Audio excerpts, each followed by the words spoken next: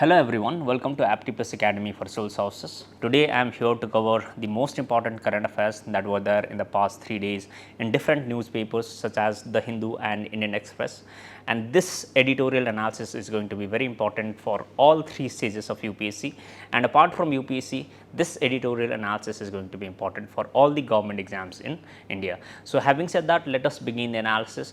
First topic of analysis is about the governor's immunity. So governor's immunity was recently in news because recently a person from West Bengal governor's office has alleged the governor for the sexual harassment, and he has filed the petition to the Supreme Court of India regarding the immunity which have been given to the governor under the Article 361 of the Constitution of India. And Article 361 of the Constitution of India is the main topic of discussion for today, and Supreme Court of India has also agreed to hear on the petitions which was filed by the person who alleged the governor of West Bengal for the sexual harassment. So Supreme Court of India will hear the petition regarding the Article 361 and the power and the immunities which have been given to the governor under Article 361 of the Constitution of India. So you can see the newspaper here. So this newspaper is the newspaper cutting from the premium article of the Indian Express. So premium article is not available to the students who have not subscribed to the premium version of the Indian Express. So this is an important article. For this reason you will not get this article in the newspaper. In the newspaper you will not get this article. So context: Supreme Court agreed to hear the plea seeking to redefine the contours of the constitutional immunity enjoyed by the governor of the state.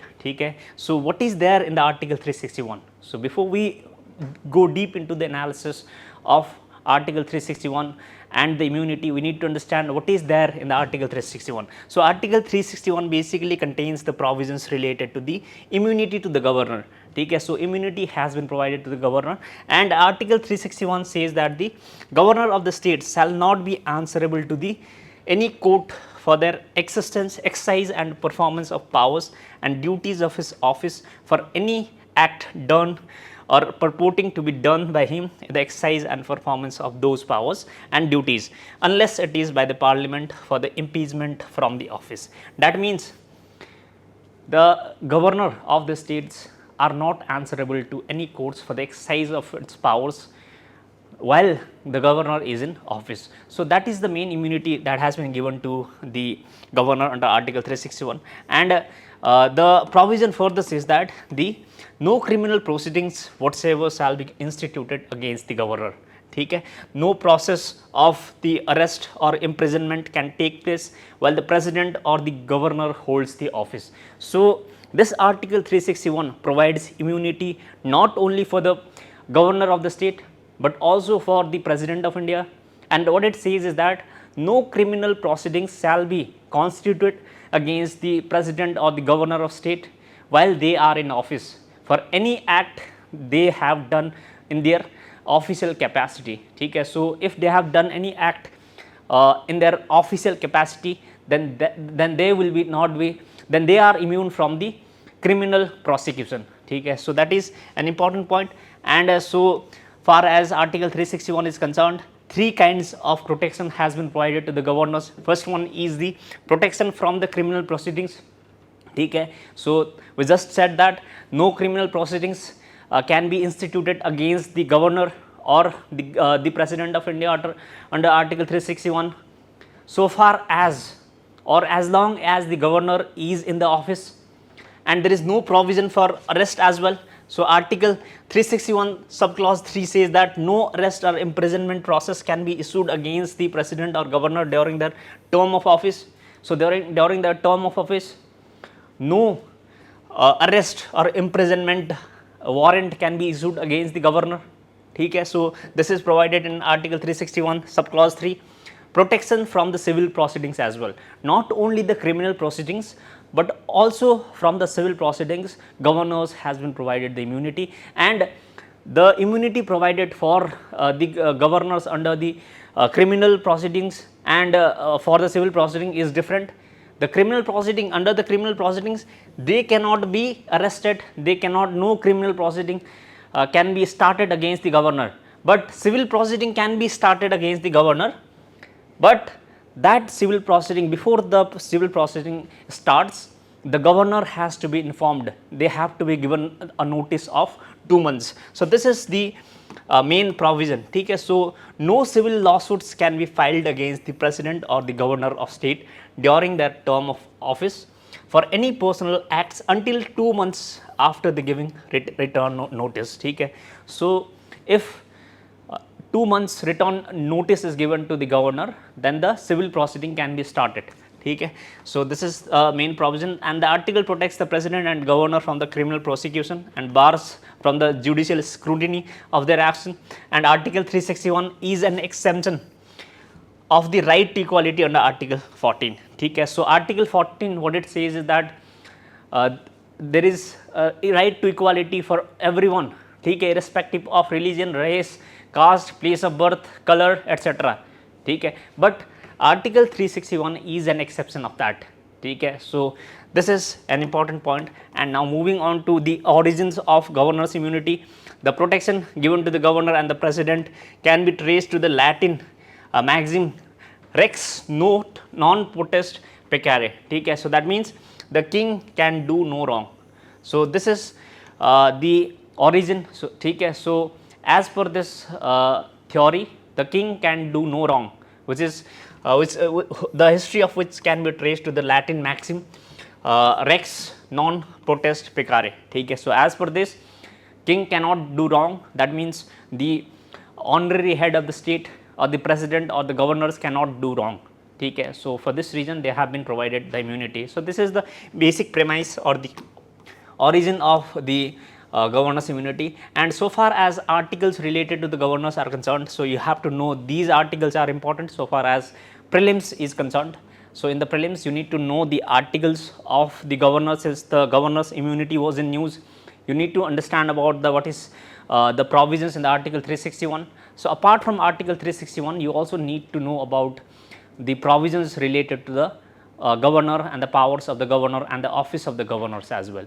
Okay. So, article 153 talks about the governor. Okay. Each state will have a governor as per the article 153. 154 says that the state's executive power in the governor has been vested in the governor. Okay. So, executive power of the state is vested in the governor as per article 154, and article 155 says that states that the president appoints the governor by the warrant under his hand and seal. So, president appoints the governor. So, appointment of the governor is talked about in article 155. Okay. So, article 155 is again important, and article 156 covers the governor's term of office. So, what is the tenure of the governor's office? What is the tenure of the governor in the states are contained in article 156. Okay. So, article 156 is again important, and so far as the security of tenure is concerned, there is no security of tenure for the governor of the states. Okay. So, for this reason governor can be removed at any time by the president of India, by the executive head of the state.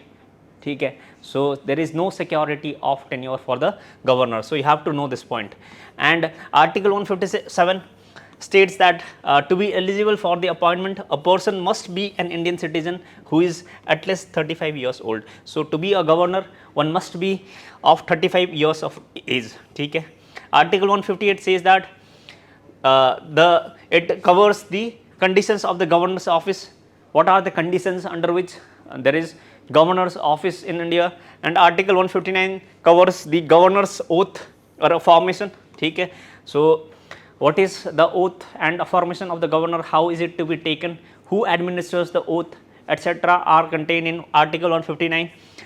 Comment in the comment section who administers the oath or the affirmation to the governor. This is very easy question. So, you have to know this point, and article 161 empowers the governor to grant pardons, reprieves, respites or remissions on the punishment. Okay. So, article 161 talks about the pardoning power of the governor. Okay. So, governor also has the pardoning powers, but the difference between the pardoning power between the governor and the president is that the president has the pardoning power over death.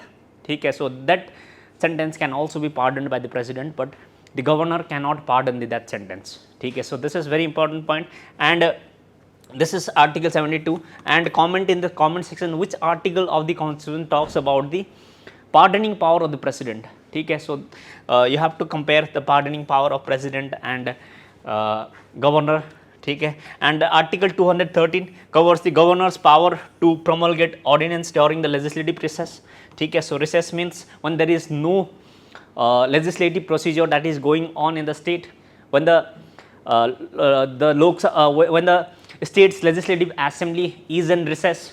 Okay, so during that period governor can issue ordinances. So article 213 is very important. It talks about the governor's power to promulgate the ordinances, and if you just do the permutation and combination, article 123, so 213 and 123. So 123 talks about the president's power to promulgate the ordinances. So president can promulgate the ordinance under article 123, and governor can promulgate ordinances under article 213. So this is an easy trick to remember the ordinance power of the governor and the president. Now moving on to other important facts, case under Supreme Court. So what the Supreme Court will do in this case? Supreme Court, the interpretation of the phrases article 361 2 and 361 3, the criminal proceedings and the process of the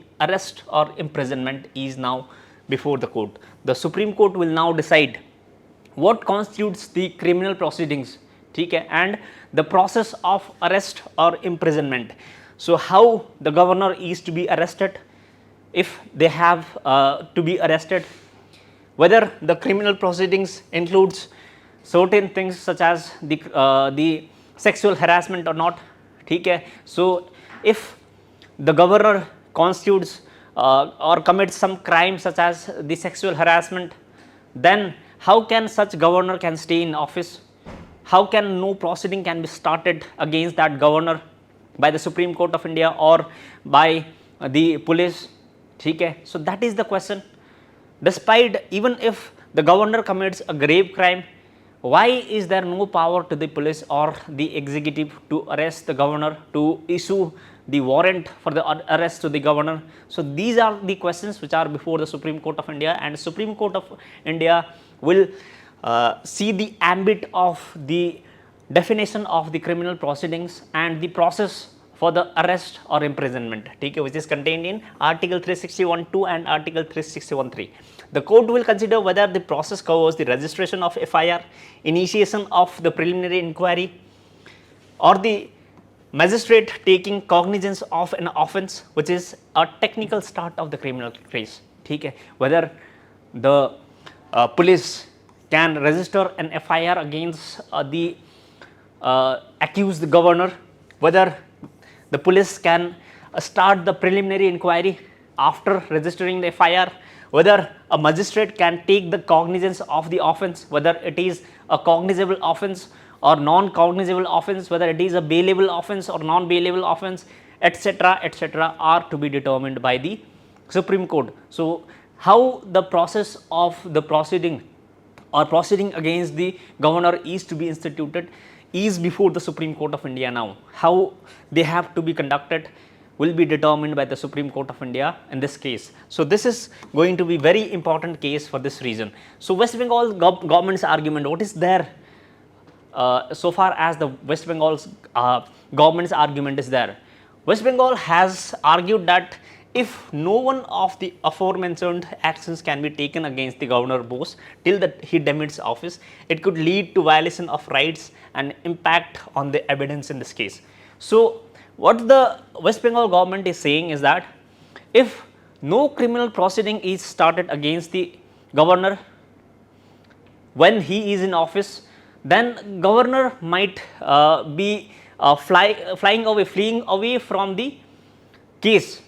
That means the evidence might be destroyed, because if the criminal proceeding is to be started after the end of his tenure, different immunity, okay, and governor has also been given the discretionary powers, but the office of the governor is still a a pleasure, ठीक है, pleasure of the president. So far as the pleasure of the president is there, the governor or the office of the governor exists, and to stay in the post of the governor has to act as per the advice of the central government, ठीक है. So that is what is happening nowadays, and that is the main criticism of the people of India, that the governor, the post of the governor has to be neutral, and the immunity, that is the immunity given to the governors, has to be re-examined. So this is the case where the the Supreme Court of India will examine the immunity of the governor. Next point topic is about the penal colonies, ठीक है. So penal colonies was recently in news. Again this appeared in Indian Express and the Hindu as well, ठीक है. So recently the penal colonies was in news regarding the prisoners in Russia, ठीक है. So a reporter in the Wall Street Journal was convicted of espionage in Russia and sentenced to 16 years in prison, ठीक है. So in the case related to espionage, Wall Street Journal, the reporter from the Wall Street Journal in US was basically convicted by the Russia, and that reporter will be sent to the penal colonies which are located in far off region in the Arctic region, ठीक है. So for this reason penal colonies are in news. And what happens to the convict? So convict will be transferred to Russia's penal colonies which are located very far away from the mainland Russia, ठीक है. So there are many penal colonies which are located very far away from the mainland Russia, and these penal colonies are basically criticized by the people as the places where there is very harsh environment. The living conditions there are very critical, very unhealthy, unhygienic. So for this reason the penal colonies are in news, and penal colonies are important topic for the UPSC because this talks about the right of the prisoners, ठीक है. What is there in India so far as the rights of prisoners are concerned? What are the rights of the prisoners so far as the global level in the international level is concerned?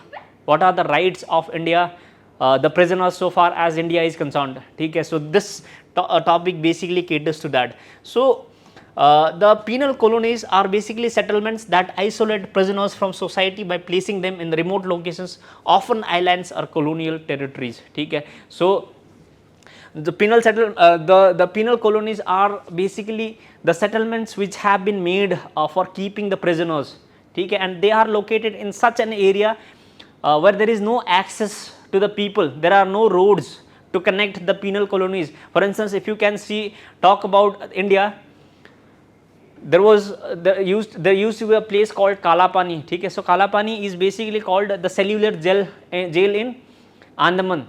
So people, those who convicted crime in India were taken there by the British colonizers, ठीक है, and they were not able to return to India, ठीक है. So those penal colonies, those cellular jail in India is basically can be compared with the penal colonies in Russia, ठीक है. So penal colonies were developed by the Russia during the Cold War period, after the World War period, ठीक है. So after the World War period, to keep the prisoners, the Russia developed the penal colonies, ठीक है. So Russia penal colonies evolved from the gulags, which were work camps established in the Soviet Union in 1930s after the Russia's revolution, ठीक है. So जो Russian revolution हुआ था 1930s में, to keep the prisoners during the Russia's revolution and also to keep the prisoners during the World War II, the penal colonies were made, ठीक है. So conditions of penal colonies are very unhygienic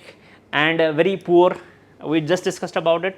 And so far as Russia's revolution is concerned, so since we are talking about the Russia and Russian revolution, ठीक है, penal colonies which developed during the Russian revolution, we have to connect the dots.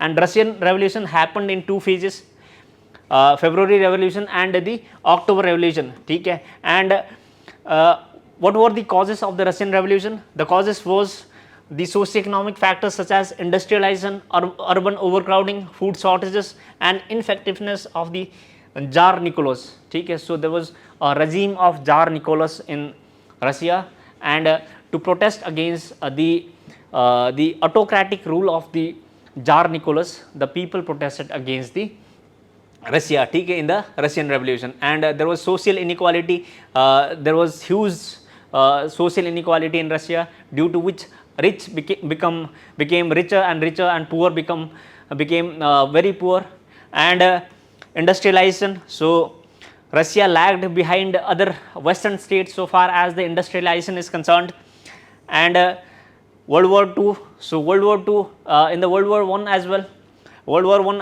Russia was involved in World War I, and in the World War I, due to involvement of Russia drained away huge amount of finances.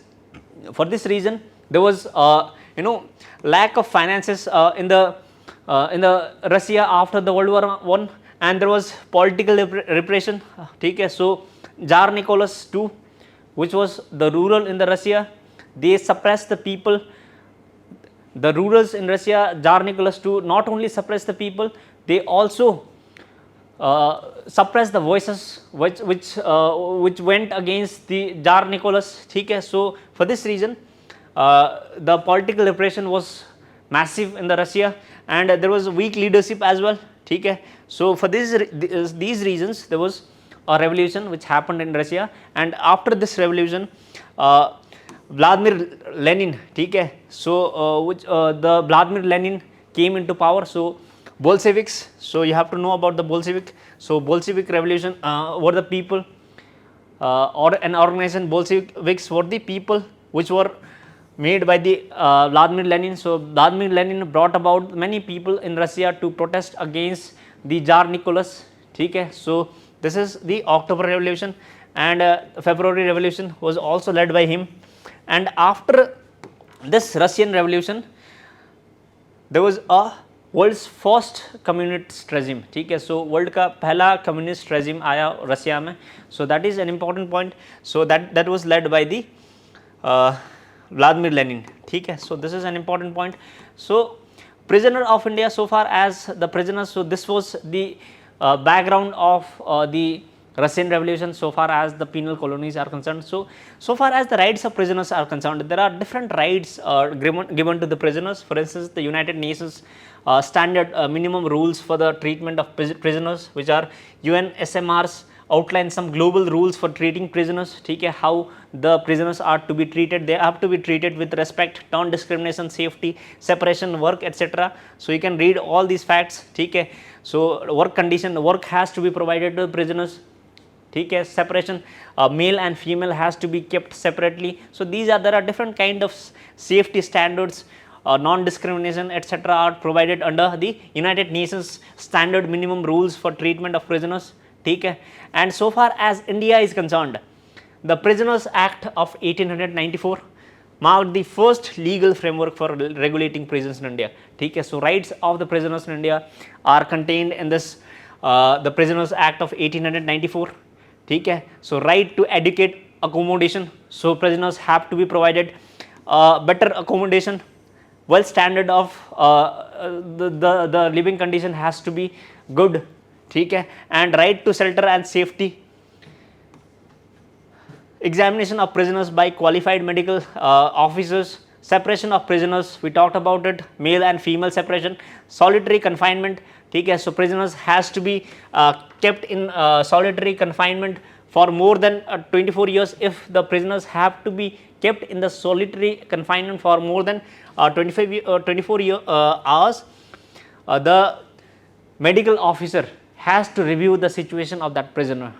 So this is an important, at least once a day the medical prisoner has to review the condition of the prisoner if a prisoner is kept in a solitary confinement for more than 24 hours. So this is an important provision. And employment of criminal prisoners. The prisoners sentenced to rigorous imprisonment may engage in manual labor for more than 9 hours in emergencies with written approval from the superintendent.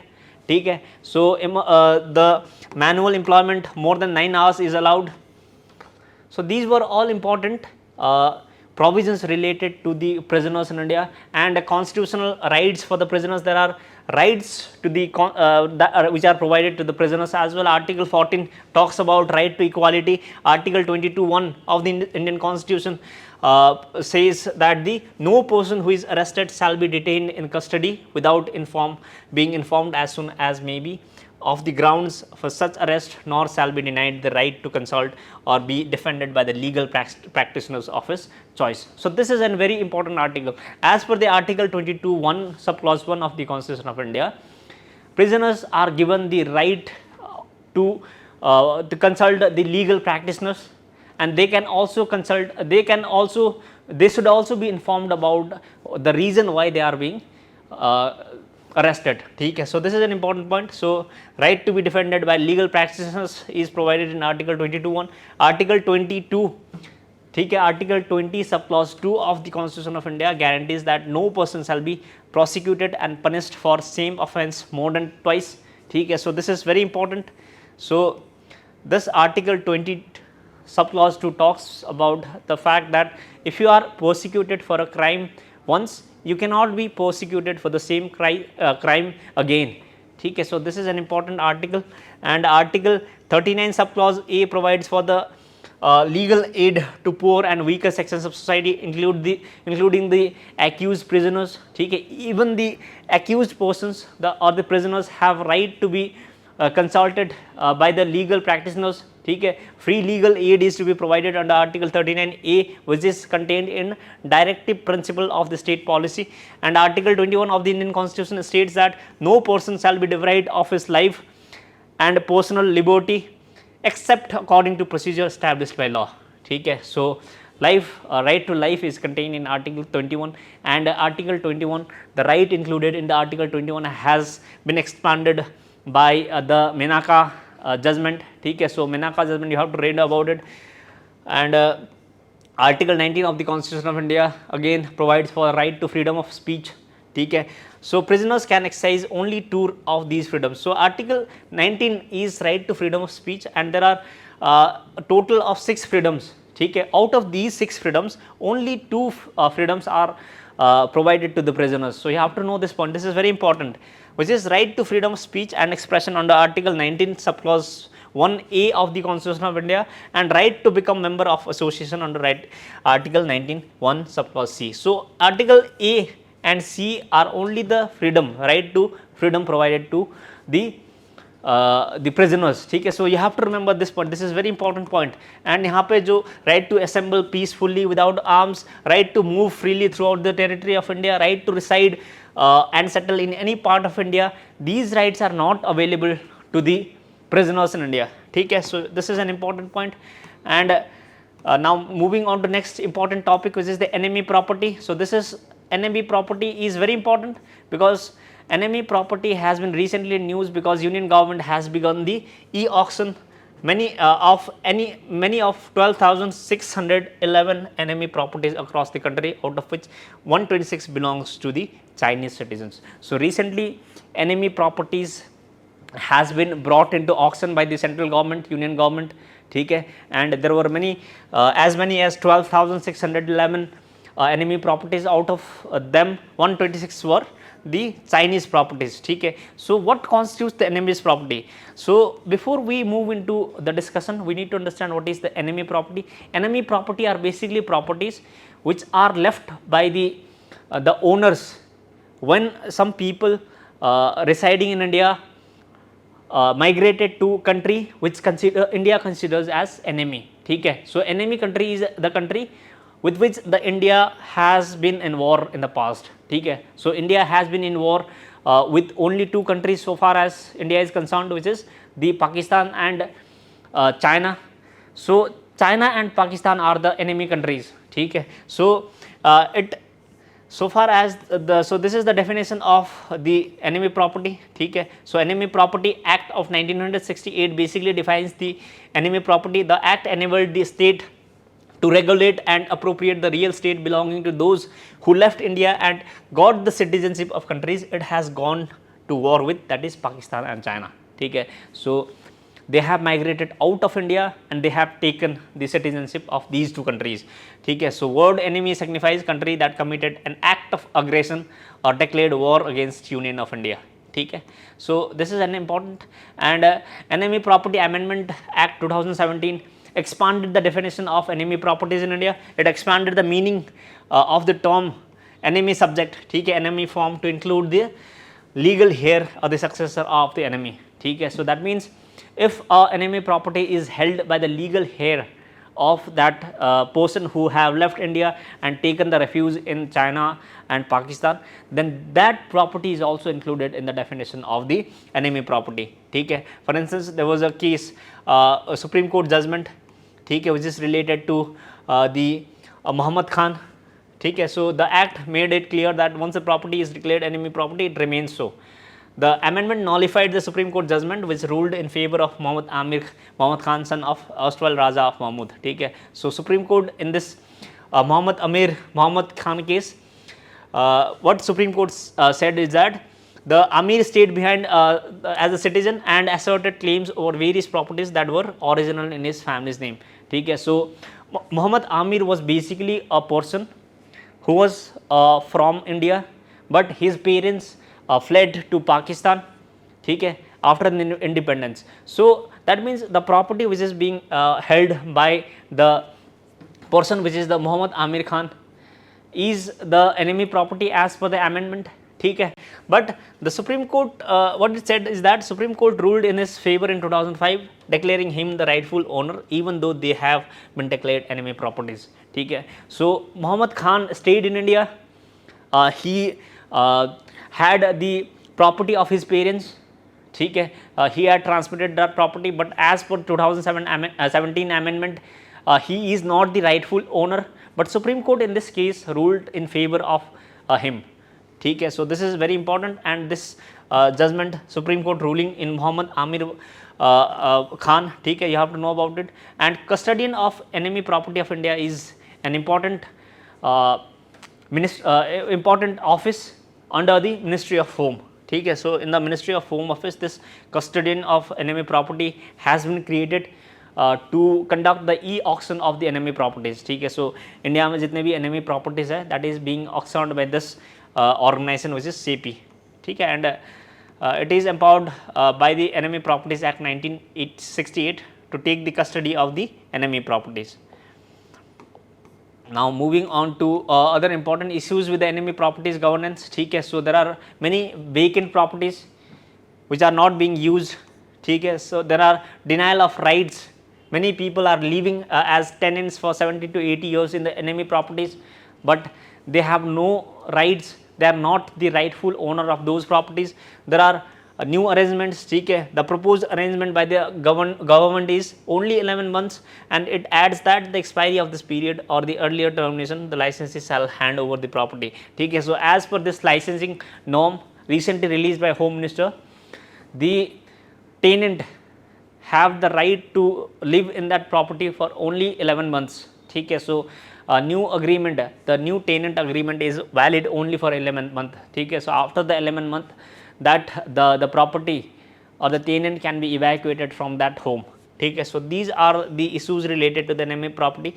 And enemy properties, there are the value of enemy properties is very large in India, and it accounts for around 1 lakh crore, ठीक है. So this is the total value of the enemy property in India as per the group of ministers led by Home Minister, ठीक है. So Uttar Pradesh has the maximum number of enemy properties in India, which is about 6041, ठीक है. So more than half of the enemy properties is in Uttar Pradesh. Then comes the West Bengal, ठीक है. Only Lucknow has 361 such properties. So Lucknow has a large number of enemy properties in India, ठीक है. So this is an important point. And how properties are disposed of? They are disposed of by the CP, we talked about it, and those valued over 1 crore but less than 100 crore will be disposed of by CP through e-auction or through the rate determined by this enemy property disposal committee, ठीक है. And if the property is valued below 1 crore, the custodian must offer the occupant the choice of the purchase. So that means if the occupant is already there living in the house, and the value of property is, if it is less than 1 crore, then he must be asked by the e-auctioneer, which is the CP, whether he wants to buy that property or not, ठीक है. So he will be offered to buy that property if the value of property is less than 1 crore, ठीक है. So this is an important point. So all auctions take place through Metal Scrap Trade Corporation Limited. Okay, so this is an important organization which is a public sector undertaking. So through these organization the auctions will take place. Okay, Metal Scrap Corporation Limited. So you have to know these points from the prelims pointers.